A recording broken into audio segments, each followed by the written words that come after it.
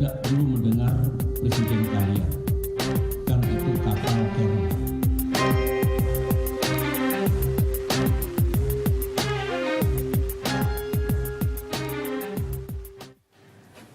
Di hadapan perwira tinggi TNI dan Polri, Presiden Susilo Bambang Yudhoyono secara terbuka mengatakan menerima laporan adanya jenderal aktif yang berpolitik mendukung capres tertentu.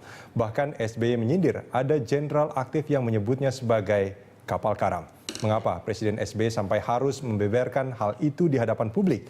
Kalaupun memang ada fakta demikian, bukankah selaku Panglima tertinggi seharusnya Presiden menyelesaikan hal ini secara langsung, bukan mengumbarnya di ranah publik? Apa makna pernyataan SBY ini seiring meningkatnya suhu politik jelang Pilpres 9 Juli? Bersama kami telah hadir peneliti senior dari CSIS, C. Kristiadi, dan juga Ketua DPP Partai Demokrat Ihsan Mojo, dan nanti akan bergabung bersama kita pengamat politik Gun Gun Herianto. Saya langsung ke Mas Kris dulu nih, Mas Kris.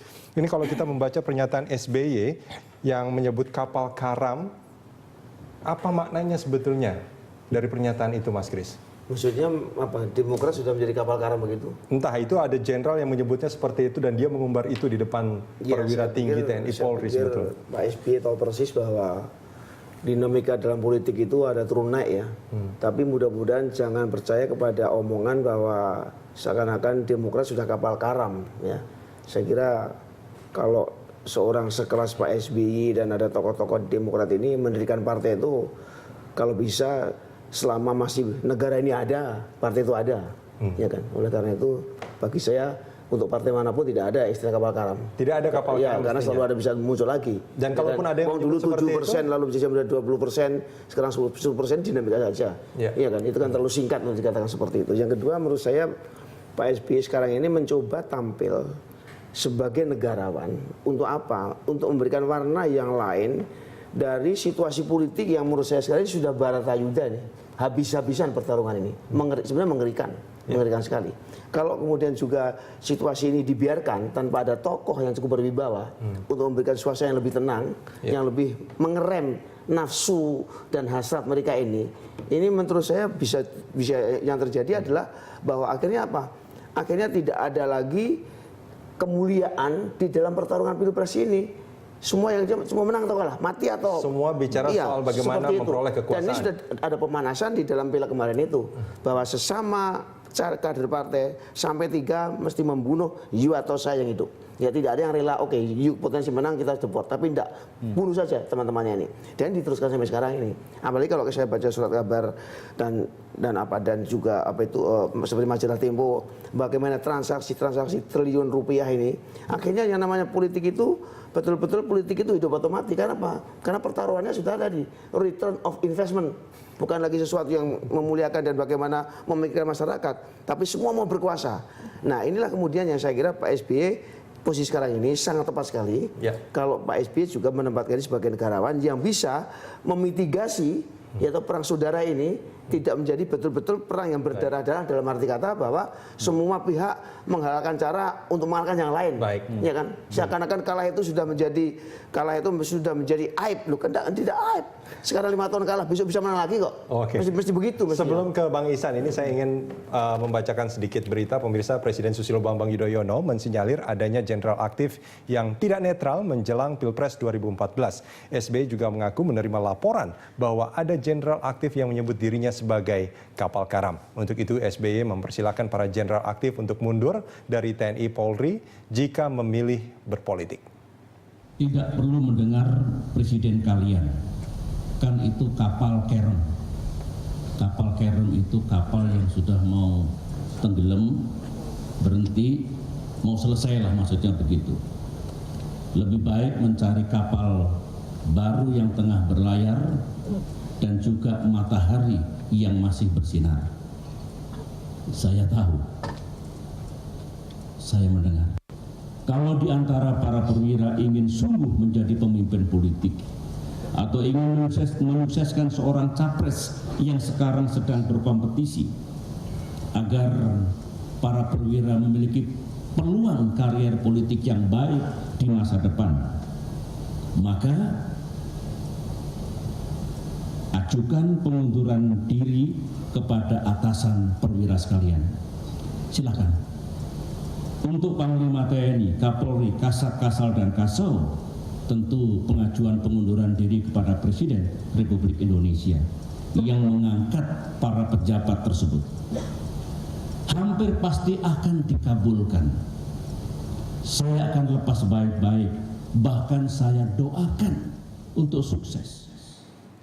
Ya, menarik sekali pernyataan dari Presiden SBY ini. Sebetulnya pernyataannya sangat lantang ya, Bang Ihsan ya.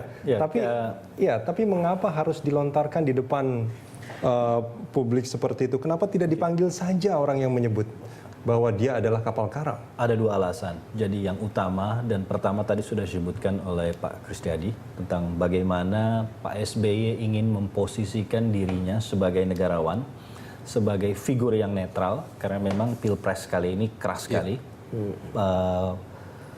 Capresnya hanya 2 dan cenderung diametral. Beliau juga sempat singgung di pidatonya bagaimana kampanye hitam di sosial media sangat marak. Dan ada konflik yang sudah menjurus horizontal ya antara kedua pendukung ini. Ini beliau jadi ingin berdiri di sisi yang netral, menghimbau kepada Polri dan TNI juga untuk tidak berpihak.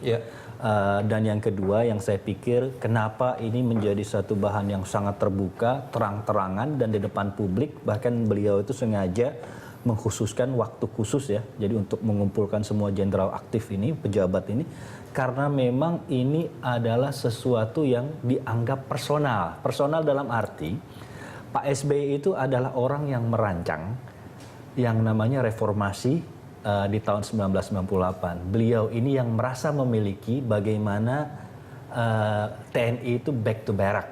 Jadi bagaimana salah satu cita-cita reformasi ini bahwa demokrasi, bahwa yang namanya kekuasaan itu kekuasaan negara diserahkan melalui satu proses demokrasi, proses politik yang tentu harus melewati proses politik. Dan kalau misalkan partai. Sekarang perwira aktif itu berpolitik, justru ini sudah melanggar apa yang sudah cita-citakan dalam reformasi. Oleh reformasi yang termasuk dibangun oleh beliau. Ya itu yang menjadi pertanyaan sebetulnya Bang Ihsan ketika Anda mengatakan bahwa sebetulnya ini Presiden mengimbau. Presiden itu adalah panglima tertinggi gitu. Kenapa kalau bawahannya mau berpolitik? Kalau dia tahu, dia mengatakan bahwa saya tahu dan saya mendengar. Nah, kenapa nggak dipanggil saja? Justru bukan masalah dipanggil ini. Justru himbauan ini kenapa dibikin terbuka supaya tidak ada penyakit ini kan kalau dipanggil satu-satu. Artinya yang lain supaya jangan sampai yang sama seperti itu. Ini kan repot kan kalau misalnya karena biasa di dalam TNI atau di polisi itu sistemnya kan komando. Biasanya kalau kasatnya udah dukung capres A, itu ke bawah itu pangdam-pangdam nanti korem-korem segala macam ikut capres A gitu loh. Dan itu juga jangan lupa beliau di dalam pidato itu juga menyebutkan bagaimana di 2004 itu ada edaran yang namanya surat telegram atau telegram panglima atau untuk memilih capres tertentu gitu loh yang bukan Pak SBY. Ini kan yang beliau tidak kehendaki. Yang beliau tidak inginkan terjadi pada capres yang lain. Saya nggak tahu ini maksudnya Pak Jokowi atau Pak Prabowo, saya nggak tahu siapa yang dimaksud ya, tapi intinya jangan sampai ada peristiwa seperti itu. Yang pertama sudah menyalahi semangat reformasi dan yang kedua juga ini tidak sehat secara praktek politik yang ingin kita bangun bahwa demokrasi kekuasaan itu harus melalui satu mekanisme politik yang dilalah kalau dalam negara demokrasi lewat partai. Baik, kita akan sambung. Jadi kalau mau berhenti masuk partai. Kita akan sambung ini Bang Ihsan dan juga Mas Kris.